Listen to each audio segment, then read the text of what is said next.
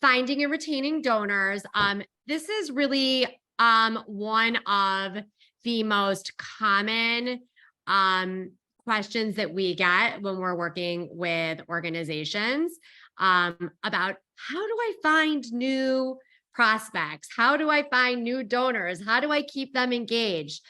So we thought it would be really great to just purely focus on prospecting today and helping you figure out, what are you doing? What are you not doing? What could you be doing? Really, as Tammy said, maybe just taking away one or two like really good nuggets from today's presentation is always our goal. Something that will help you really figure out, how can I do this a little bit differently? How can I make one little shift that might have a really good impact on my board, on the way that I'm doing things, whatever it is. So we're really excited about this presentation. What I want to do before we get started is just have everybody in the chat write their name and the organization that they're from. And one, just like, what's your favorite ice cream? Let's start off with that today. So your name, because it's summer, thank goodness. Oh, salted caramel. Yum. I love salted caramel. I actually like all ice cream. Great. Jess. Jess was one of my campers when she was 9, and now we're working together through Empowered. So it's really fun. Let's see. What is your favorite, Jess? Your s'mores. Yeah, at Graders for sure. Hillary is with Empowered Nonprofit. She just recently joined us and she's Oreo cookie. Okay. Nicole, childhood cancer warriors, strawberry. Okay. Let's see if we have any other strawberries. I'm interested to see that. Terry Olean, Highland Park Community Foundation, one of the best fundraisers out there. Her favorite is coffee. Melanie from Housing Development Corp, Opportunity Development Corp. You are lavender? Huh. We got to talk about this, Melanie. Rochelle is cookie dough, not surprising. Maggie, you are IMC firm and CBA, so Chicago Baseball and Educational Academy, coffee, espresso. So you and Terry would get along very well. Eric is chocolate cookie dough. Eric's my co-presenter today. And yes, of course. Kelly, adaptive sports, peanut butter. Kelly, that's why you and I get along so well. And Ellen Feinstone from Camp Young Judea Midwest, chocolate chip cookie dough. Okay, good. We've got some excellent. My favorite is actually mint chocolate chip. So I seem to be by my lonesome, although I love peanut butter cup too. It's a close tie. Okay. Here are your presenters. I'm Stephanie Pesses-Weil. I am one of the co-founders of Empowered Nonprofits. I was formerly one of the co-owners of Giving Tree Associates and started Empowered Nonprofits a few years ago. We have a number of my team members here on the call today with us, Rochelle Alswang, and Hillary Shapiro, Christina Jensen, and Eric Zoberman, who will be co-presenting with me today. Eric has been with Empowered for almost 2 years now, and he is one of my favorite people on this planet. And I'm really excited to be doing this with him today. And we hope that you will learn a lot from us. If you have any questions about our backgrounds, feel free to check us out on LinkedIn and or our bios online. So we're going to get started. A couple of housekeeping issues before we jump in is if you do have questions, we are going to be taking them throughout the presentation. Feel free to put them into the chat. Rochelle is going to be monitoring the chat the entire time. So if you do have a question that's timely and relevant to where we are, feel free to put it into the chat and we will try and get to it. Eric and I will also address some questions at the end if we don't have time to get to a few, but please put them in there. The second thing is, this is always a big question that we get. Are we recording? Yes, we are. So if you have to drop off at any point in time, don't worry. We are sending the full presentation out to you. We also are going to be sending out 2 freebies to you, which we'll talk a little bit more at the end because they'll make a little bit more sense. But we always try and give you something active that you can do after one of our presentations that you can take back to your organization and your board that will be helpful. And so if you have any questions on those, also feel free to reach out to us, since we're not going to go over those freebies together, but we're here to answer questions about how to use them if you need to do that. Okay. Excellent. And then, oh, Maggie said her husband loves mint chocolate chips. So it sounds like Maggie and I, and Maggie's husband and I would be very good together. Okay. So here we go. The first slide that we are going to talk about, and this is actually, kind of reframing, for us here at Empowered. Like, we've spent a lot of time really talking about this topic recently as a result of this presentation. What is fundraising? And for us, it's really building this community of people who are going to really advocate for your organization. They believe that everyone believes in this shared goal, which is related to your mission and your vision. Okay, so that is our ultimate goal of when we are thinking about who are our prospects out there, who are people who really share this goal of raising money and creating a strong organization of advocates that really can relate to your mission and your vision. Okay, and seasoned fundraisers know that this is a part of their job, but it's what do you do with that, right? So what we want really you to all think about is that philanthropy is going to allow your donors, your prospects, the opportunity to be a part of something bigger than themselves. This is an opportunity for you to allow people to look outside. I was actually at dinner last night with a friend, and she's been in like a very corporate type of environment. And she said to me last night, I need something that is going to be meaningful. Okay. So she could leave her job and go find something that's more meaningful, or I can say to her, I have these 3 or 4 organizations that I know you will feel really connected to. I really want to introduce you to these 2 or 3 organizations, because it is an opportunity for you to feel that you are doing something bigger than yourself, right? So that's how we want to think about fundraising and philanthropy. We are looking for people who want to partner with us. So not every single person is going to be a right fit. Some people are going to write you the check, and you certainly want those people too, and then they're going to go on their little way. So being a partner can mean many different things. It can mean that they just want to write you the check, and then they say, bye-bye, I'm not interested in coffees. I'm not interested in coming to events. And that's fine. That's totally fine too. So we're not saying that those people aren't important. But what we're trying to get at today is that we want you to really try and get down to who's going to partner with you, because those partners are going to be interested in your stewardship. They're going to be interested in when you want to take them out, when you want to thank them, when you want to engage them, when you want to educate them. And that will create a very strong sense of relationship between you and that donor. So that I want you to keep all of these things in the back of your head as we are talking today. Any questions? Oh, good. Hi, Elaine. We have you're from Beth Abraham Synagogue in Dayton, and your Grater's black raspberry chocolate chip. That is delicious too. Okay. So here's a question for all of you. Everybody get your typing fingers ready, and or if you need to come off of mute and share also, we're totally fine with that. What is stopping you from growing your community? What roadblocks are in your way right now? What do you keep hearing? And like that 2 a.m. you wake up and your mind is ruminating, and you're like, how am I going to get this done?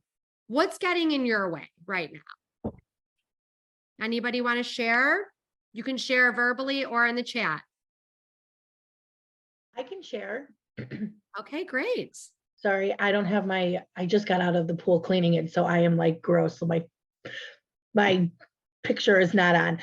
But we are a new foundation. So I have, it's called Childhood Cancer Warriors. My son, just a little background, my son just is 1 year out of treatment for leukemia. And so in honor of him, last year, we started a foundation.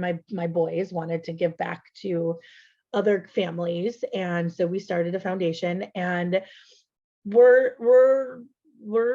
slowly moving. And so what's stopping us is I don't know who to reach out to. Like, I've reached out to like people and talked to people, and I just don't know how to get the follow through with actually having like donations, or like getting corporate sponsors or partners and stuff like that. I'm not good at it, I guess. I don't know. You know, yeah, I mean, I think what you're describing is something that we're going to talk about today, right? Because a lot of the times it's like these roadblocks are things that like are in ourselves, right? So it's like, what tools are there that are out there that will help you, even if you move an inch, right? Even if you can move 2 inches.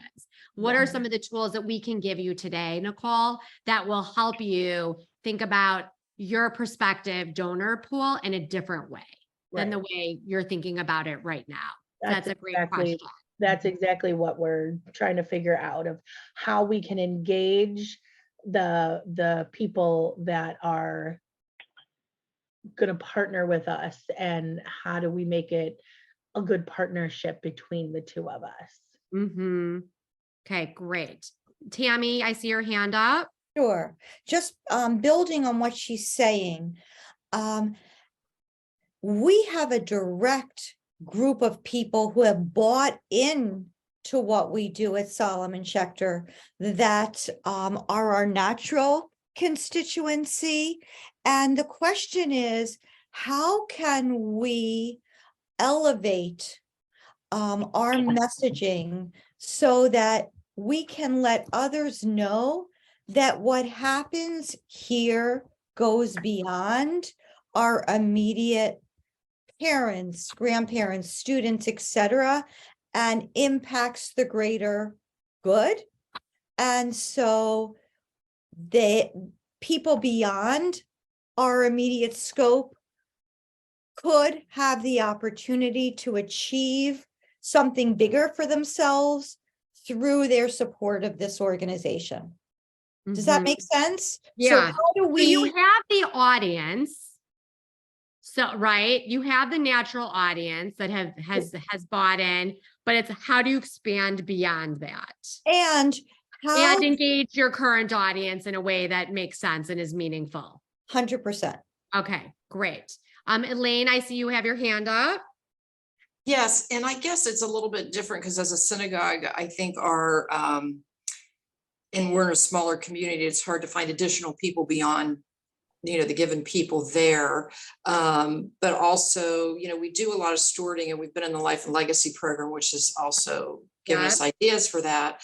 But just seeing, it's hard to think about how we grow that. We have a new rabbi who's definitely getting out there that will help, but on the retaining donors, and ultimately, although I don't think this is the right webinar for that, unless, at another time you can have ideas, we're really trying to find something. We had a program that's kind of outlived itself, to have a fundraiser that goes outside of our Jewish community, so that it builds into the general community as well, so we can have a signature or fundraising event. Since our other ones kind of hit its mark. It was a great program, but it's as far as we can take it. Okay, great. Thanks, Elaine. Jess, I see your hand up. Hi. I think too, we're 3 years in, thinking about how do we stop dipping into the same well. It's been the same, grassroots friends and family, slowly adding businesses and partnerships. How do we grow beyond that? New markets, and like you and I have talked about, adding events, different markets, but not having that feeling of constantly asking the same people over and over to come to events, to spend, whether it's, just a cash donation, end of year, things like that. Absolutely. And that was actually some of the marketing we used for this webinar was, do you feel like you're always going to this? Your well is not dry, right? there's still donors out there, but like, how do we get to those, and how do we really think about that? And it's hard work. What we're talking about right now, we're not giving you a quick fix that's going to be like a magic, a magic potion that all of a sudden you're going to have a new donor base of support. It's still a building process, but these are some just tricks of the trade that will help you move in that right direction, right? Okay. I also in the chat, and we're going to move us on, but Robin shared that for her, like just setting aside a time to like meet with people is really, it's hard to A, find the time, and B, it's scary, right? Like, we can all feel like a little bit like, oh my God. So we're going to actually cover this in a little bit.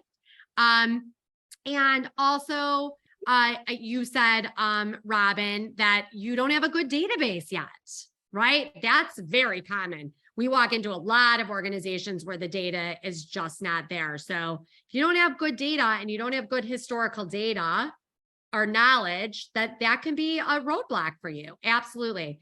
Melanie, you wrote that you're overwhelmed with so much to do. I mean, that is the nonprofit world at a perfect summary, right? We all have so many things on our plate. We could always be doing more.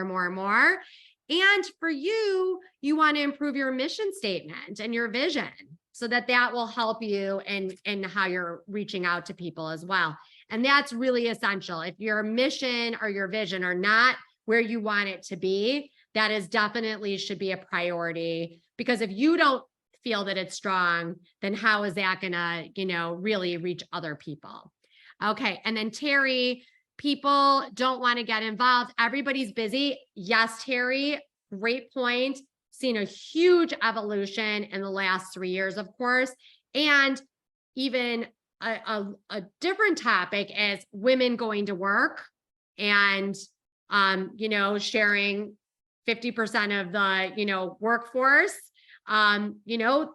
It's changed the game with fundraising and with board involvement, et cetera, et cetera. And people don't like to fundraise. So how can we change that mentality for people from you're asking for money to you're telling your story, you're sharing, the importance of the mission with your people? Okay. Excellent. Right. Great points. Right. Yeah, it was a dumb move, but that's okay. I'll just do a quick wash. when we Kira, get- just FYI, you're not on mute. Okay, next. Here we go. Eric, we are on to you.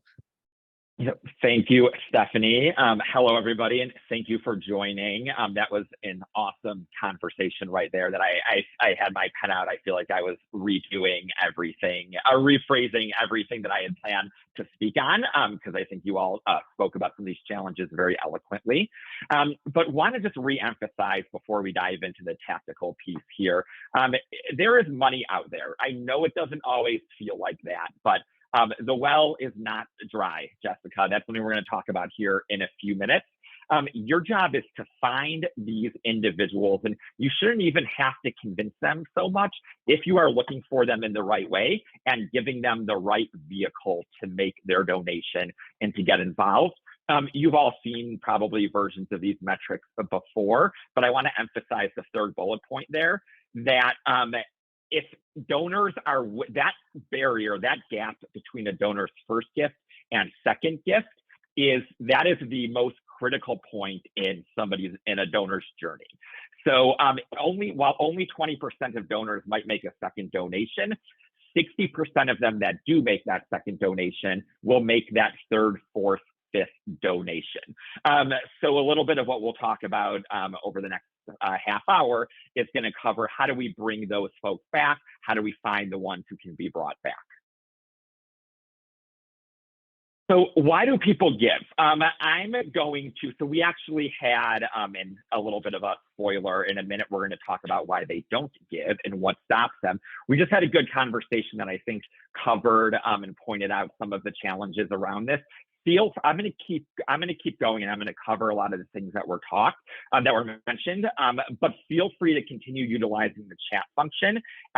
Certainly if you have any questions, but if you have any other kind of reasons that I haven't covered that you want to share, we are not naive. We know that no two organizations are the same, and we want to hear about the opportunities, the challenges, the best practices that you're identifying in your own organization.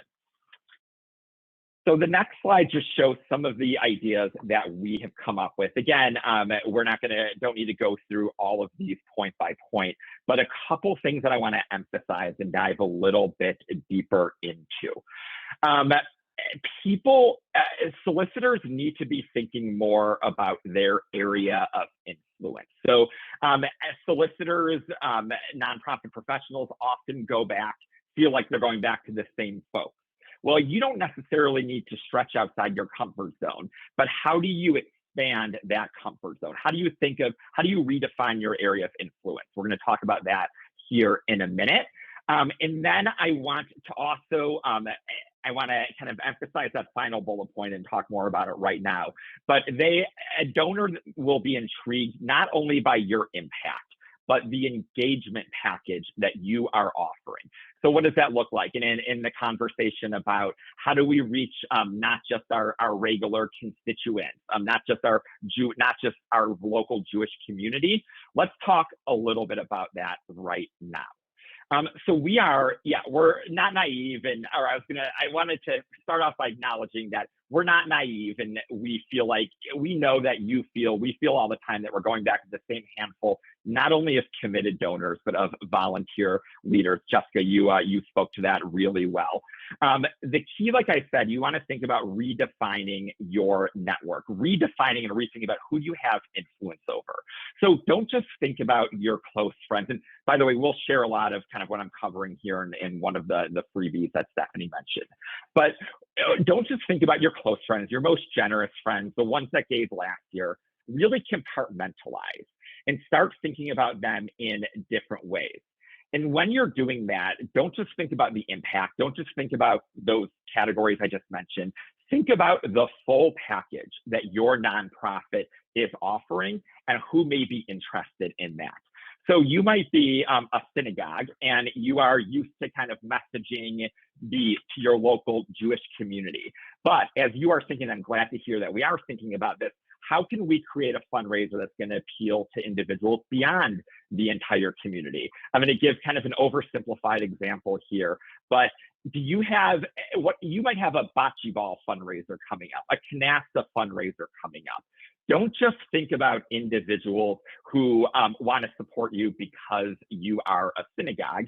Think about individuals that simply enjoy bocce ball, that simply enjoy getting out there, and invite them. Think of that as part of your package.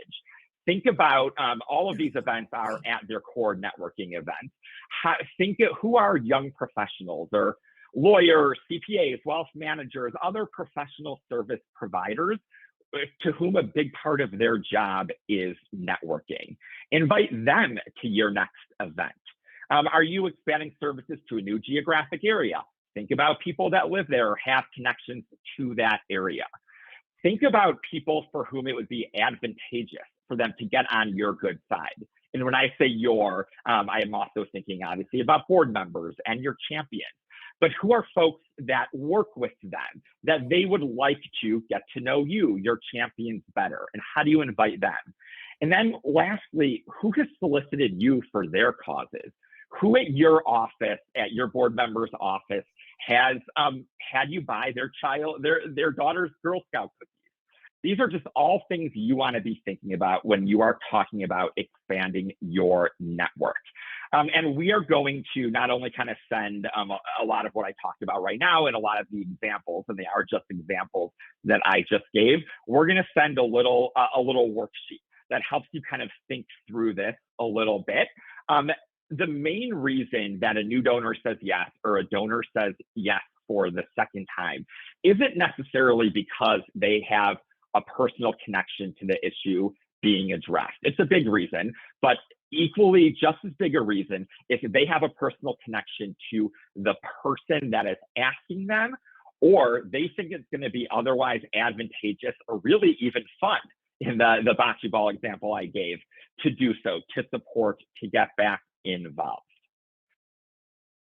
So that is a little bit of, that's a little bit thinking about why people give. And yes, please keep utilizing the chat to share. Again, we're going to send an exercise for all of you to think about this in new ways. The bigger question, why, or maybe not a bigger question, but one that we just kind of touched on a little bit earlier, why do they stop giving?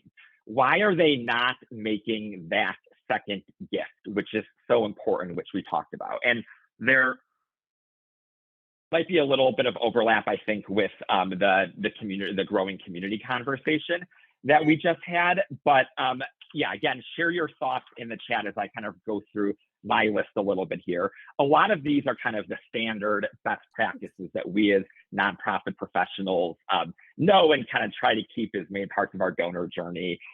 Not being asked, not giving the right level of thank you, of acknowledgement, another organization, current events, for lack of a better term. When COVID happened, that kind of cannibalized a lot of individuals' nonprofit support. I think as the months went on, nonprofits started to do a better job messaging about around that and overcoming that, and overall giving gave up, but something to think about. One of the big things I want to cover here, because I think it's kind of under discussed, is making sure that you are providing donors with the right conditions to give. So for as focused as we are in raising funds for our mission, we all know this. We might be in denial sometimes, but the vast majority of our donors are only spending very little bit of time thinking about our organization. Certainly in between their gifts.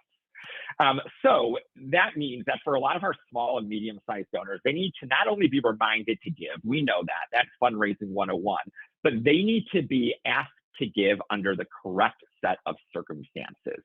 And most of the time, that is going to be pretty identical circumstances to their last gift. So a couple quick examples, nothing mind-blowing here, but ones that we probably run into very often. If a donor made their first donation, and they made a $50 online gift in response to a mass solicitation email that went out last July, make sure that you are sending them an email again this coming July. Even if no mass solicitation email is planned, maybe overall that wasn't a very successful email, but if one person gave, make sure you are reaching out to them via email, giving them a very similar kind of transaction. If they sent you a paper check in response to your end of year kind of snail mail mailer, it might be a poor use of your limited time, your limited bandwidth to solicit them prior to this current year's end. So they might be somebody that, sure, they're going to read your emails. They might be more interested in paper, but they are likely to give, and you are going to want to follow up with them if they don't give around your end of year mailing. And finally, and this is an obvious one, but if a donor was asked by a board member to join their table at your gala, at your event, make sure that same board member makes the same ask this year. Just replicating the exact circumstances in which a donor has given previously is going to maximize the chance that that donor gives again. And that is something that we often don't necessarily think about. People will give and they'll just kind of be dumped into our funnel, dumped into this more generalized goal journey that we have. It needs to be personalized, and you need to make the giving process as low barrier entry and as simple for your individual donors as possible, particularly to move them from that first gift to that second gift, after which they are likely to continue giving. And I will turn it back to, we'll get back to some of that later. We'll talk more about it, but I will turn it back over to Stephanie to talk about kind of the role your board can play in doing all this. So really quickly, I just want to say that this is one of my favorite lines. Eric, I don't know if you said it, but because I was having a little problems with the resharing of this. But I think that this, if you were to think about everything that Eric just said, and you can summarize it in one line, it's that people will support the organization that loves them the most. Okay, so any and all of these things, if I just go back one slide, okay, if I go back to 9, this is all about showing people the love. It's all about stewarding them. It's all about recognizing them. It's all about follow through. But ultimately, all those things lead to, I am going to give to the people who show me the most appreciation, who make me feel the best about my gift and what I have given.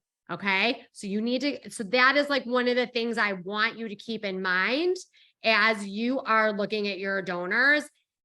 If you do not have the time to implement something, or you do not have time, be honest about that, right? Be clear, be direct with your donors about what you can and can't do, and show them that love. Thank you so much. That was great. I'm going to put it in my parking lot for right now so I don't forget it. Whatever it is, make sure that you're showing them that you really love them and appreciate them. And that will go such a long way. Okay. Okay, here we go. Where are your board connections? How can we find them? How can we help our board members find those connections? A lot of times boards and organizations come to us because they're like, we just don't know where to go. The well is dry, as Jess said, right? We keep going back to the same people over the same well over and over and over again. That well is going to become dry. We're fearful of that, right? So, and I also have heard from, specifically, I'm working with this one organization right now, and the board member is a founding member. And he said to me, but I already brought all my people to the table, right? I've already brought all my people to the table. That's another thing that we hear all the time.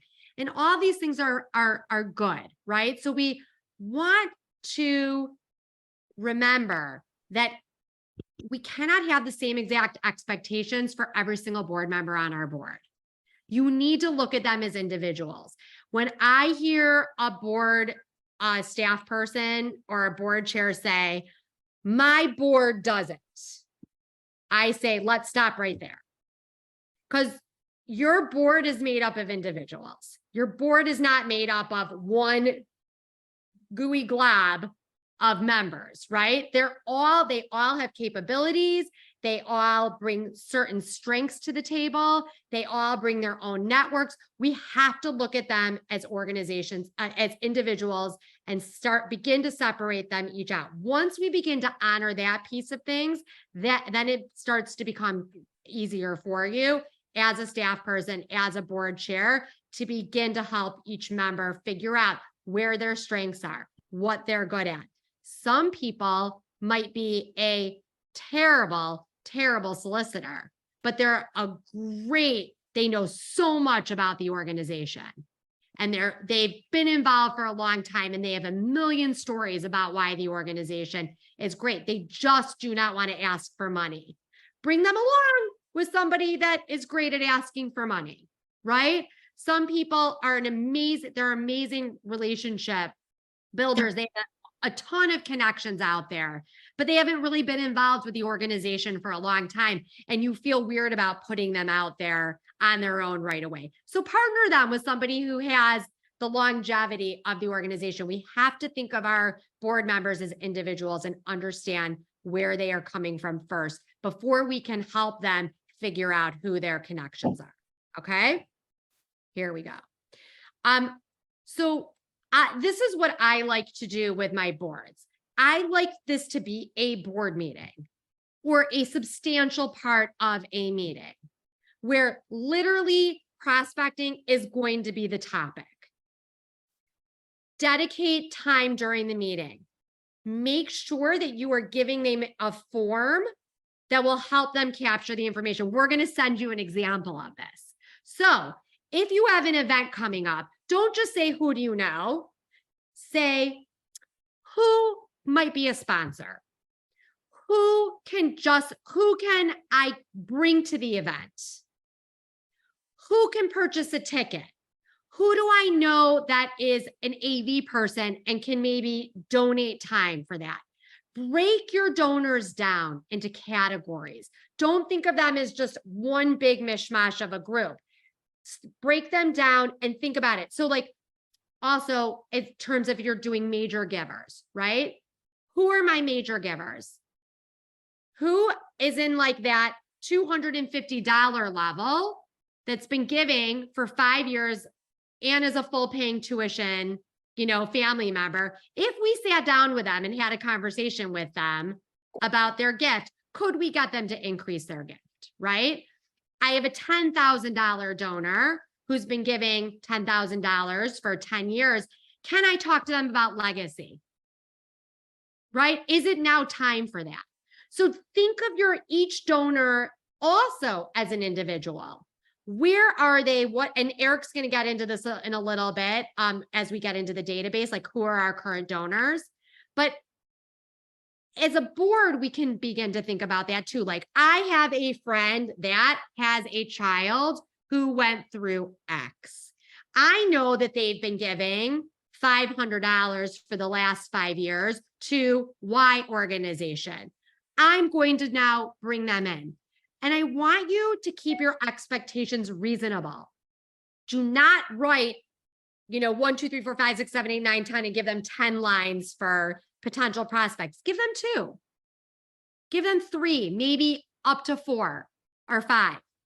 Because if they receive a list with with 20, 30, 40 spots that you've given them the opportunity to write down, they're not going to be able to think of that because that's too overwhelming. They may not do the task. Or B, they are not going to sit down. Robin, you said this, like, I haven't made the time for it. With donors, with board members, I like to say to them, block off 30 minutes at the beginning of your week and 30 minutes on your calendar at the end of your week. Just block it off. Don't do anything else except for make that phone call during that 30 minutes at the beginning of your week. And we as staff people need to do that too.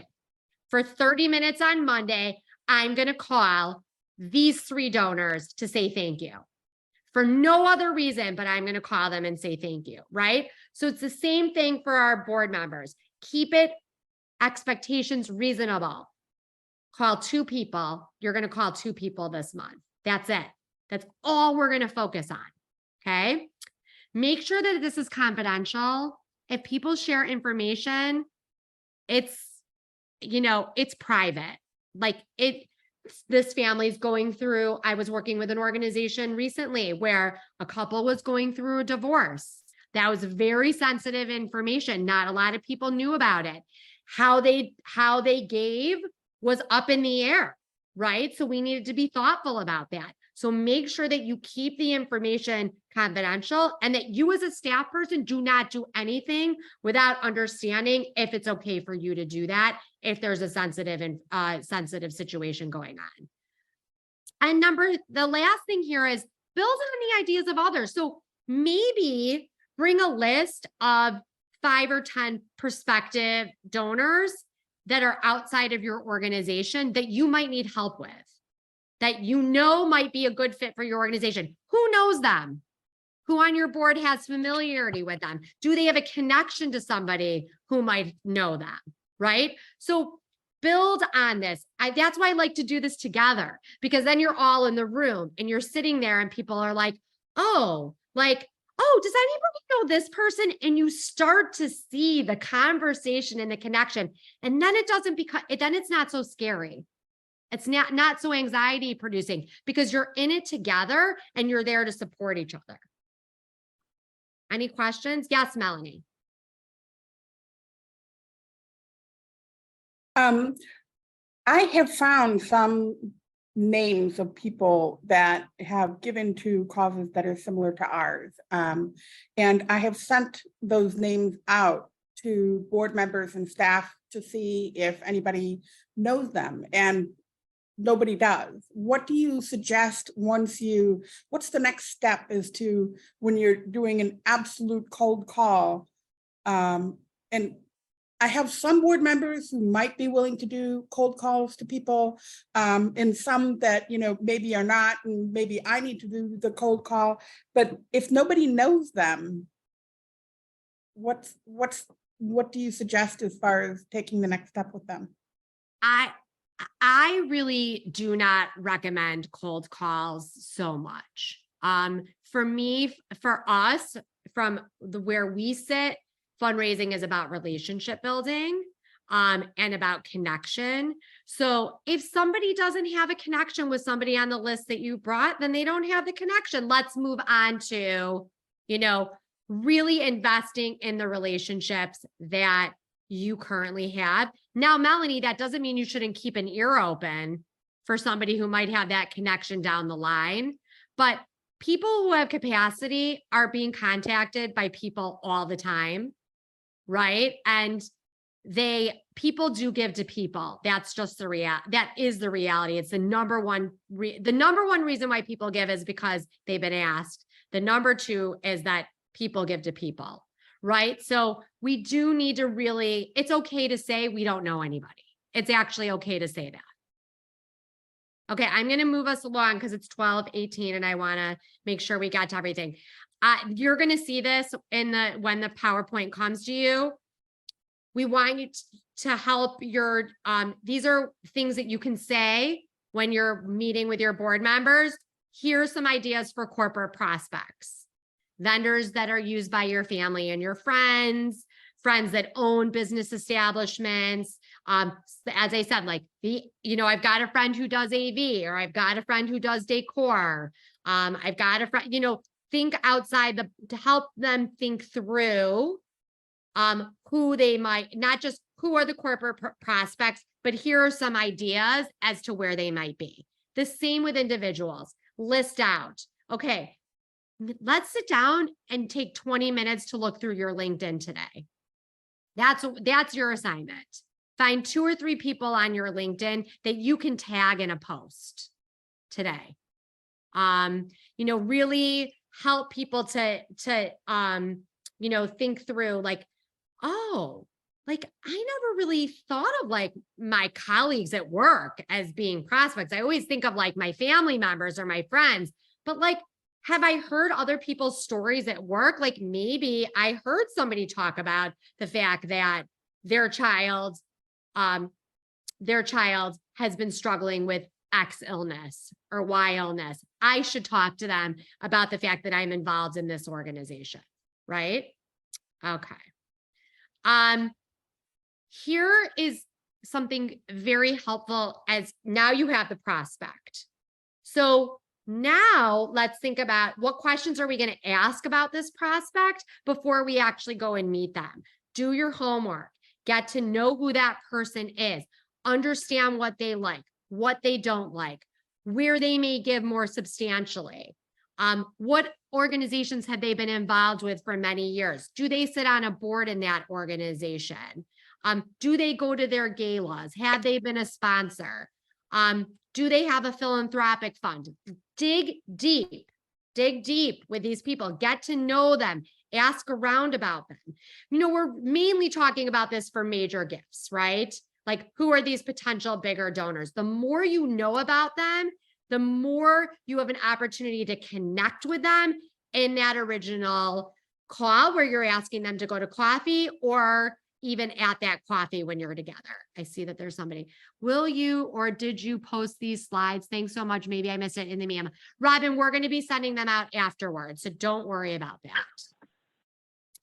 Okay, now I'm going to turn it over to Eric. He's going to talk about your database. All right, so this slide probably reminds us of something we all already know, and something we talked about earlier, but it is while new donors is a worthwhile investment, the return on investment is much higher as a donor makes their 2nd, 3rd, 10th donation to your organization. So that further emphasizes the need to think strategically about your existing database, your previous donors. So moving on to the next slide, we have a couple just different ways to think about think about your existing donors. And I want to emphasize, and I'll do this kind of quickly in the interest of time, but we'll also send some of this out afterwards. If I'm gonna leave you with one thing, you have to remember that data is your most valuable asset. By zooming out of your data, you're gonna identify trends and opportunities that are not only going to inform your annual giving strategy, we know that, but when you kind of zoom in and when you look at that data more carefully, you're going to be able to see which of your stakeholders, which of your previous donors are most likely to donate and when given the opportunity.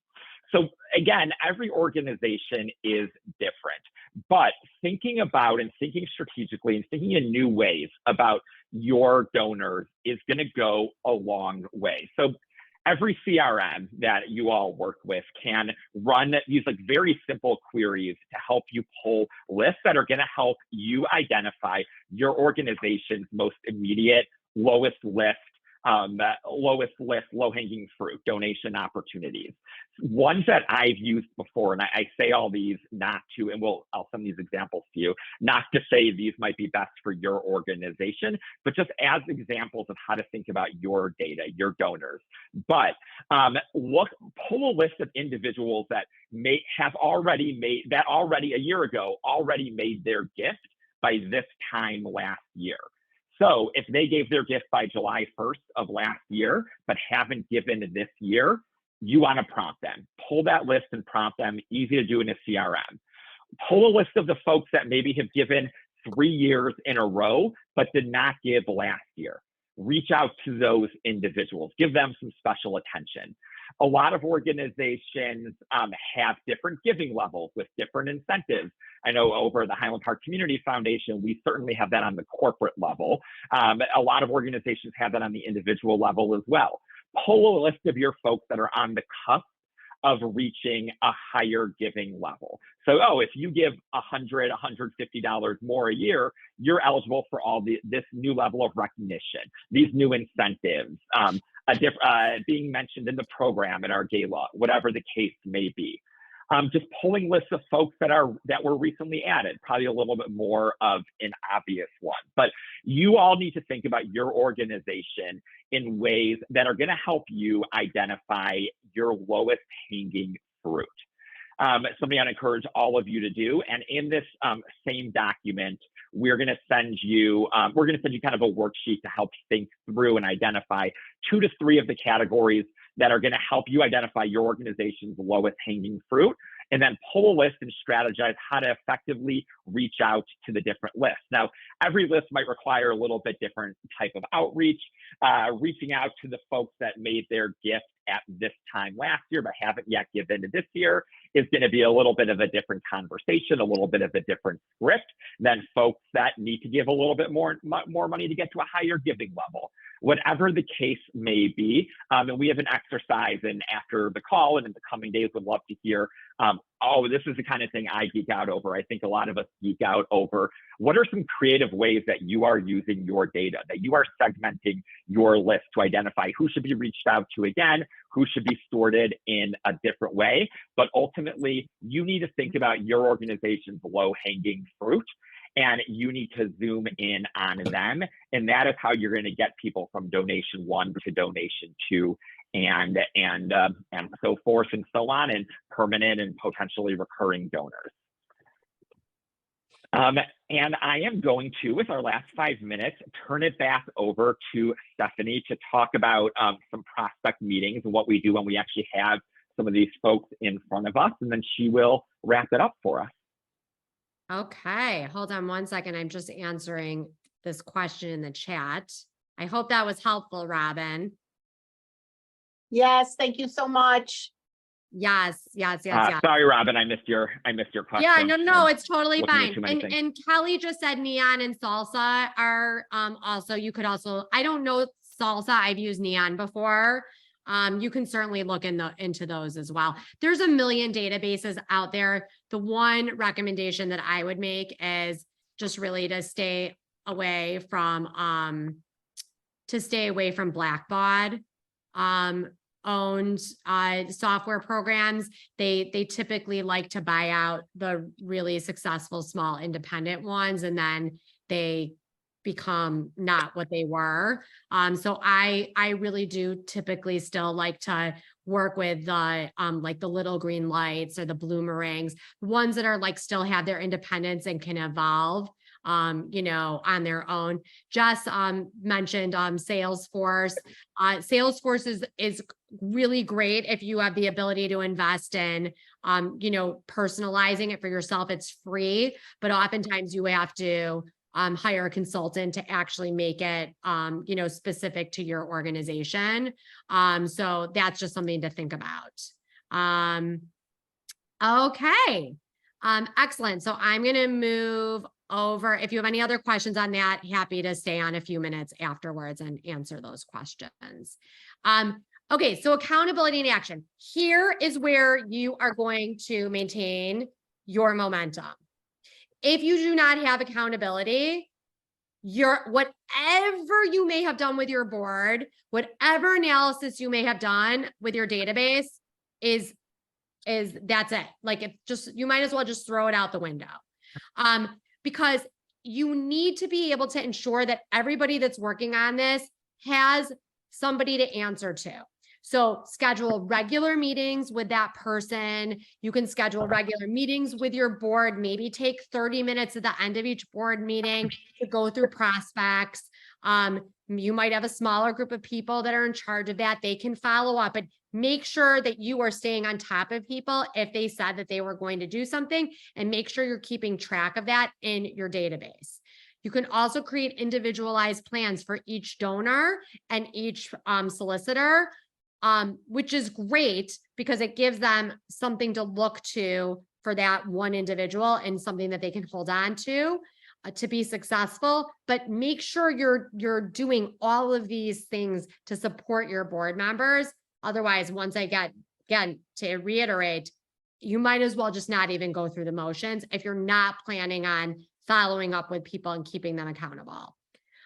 We like to track people and in spreadsheets. It's great if you have a program where you can pull the information to, you can tag, you know, okay, this is our 2024 major gifts, you know, prospective list. You pull it for each meeting and you can track all of this information in that spreadsheet. If you do not have a database that is up to par, using a spreadsheet is totally fine. Just be very careful about how you use that, because if you give everybody access to it and they all have the ability to manipulate it, you could lose really important information. So just be very careful when you are utilizing a form that everybody has access to. Okay, so here's your key takeaways. Fundraising is about finding and inviting your people, not all people. It's okay if that person doesn't have a connection. It's okay to say, we're going to put them in the parking lot for right now. This isn't a person for us right now. Really think creatively about who you want to be involved in this group. That's why we're going to give you these prospecting sheets. We gave you ideas about where you could maybe think about alternative ways of finding prospects instead of just saying, who do you know, write it down. Look in your database. It is a very, very big possibility that someone gave to you 3 or 4 years ago and has not given in the last 3 or 4 years because they have not been connected with. Nobody has reached out to them. They have not attended anything, whatever it is. So make sure you're really looking at who's in your database, and maybe it was a board member that left and that's who was assigned to them. And now you just need to find that new person to follow up with them, right? Listen to your donors. It's a conversation. Do a lot more listening than talking in the conversations. Take what they say to heart. And once again, establish accountability and consistency through creating these prospecting meetings. Hold your board members, your staff members, whoever is working on this accountable. Here's the resources that we're going to share. You are going to get this PowerPoint. You'll get a recording of our presentation, and you will also get these 2 freebies. Growing your community, ways to find and keep donors. Eric put together this document. It's fantastic. It will really help you in thinking through who you might be able to identify, and also that prospecting worksheet that we've referred to a number of times. So I'm going to pause here. It is 12:31. I'm 1 minute over. If you have any other questions, I'm happy to stay on for another few minutes. Otherwise, I like to do this thing called a one-word wrap. If you could put in the chat one word that explains how you're feeling right now after this session, that would be amazing. Informed, energized, eager. Yay. I like those words. All right, is anyone feeling a little less overwhelmed than when they came on? Or do you feel more overwhelmed? Or do you feel like you have like at least the tools? Melanie, I know you felt overwhelmed. Okay, Nicole challenged, Elaine empowered. Good, full toolbox, excellent, informed. Amazing. Okay, great. I'll stay on for a few minutes right now if you have some specific questions. Otherwise, thank you so much for your time and look out for our next Empowered Hour. Thank you, Eric.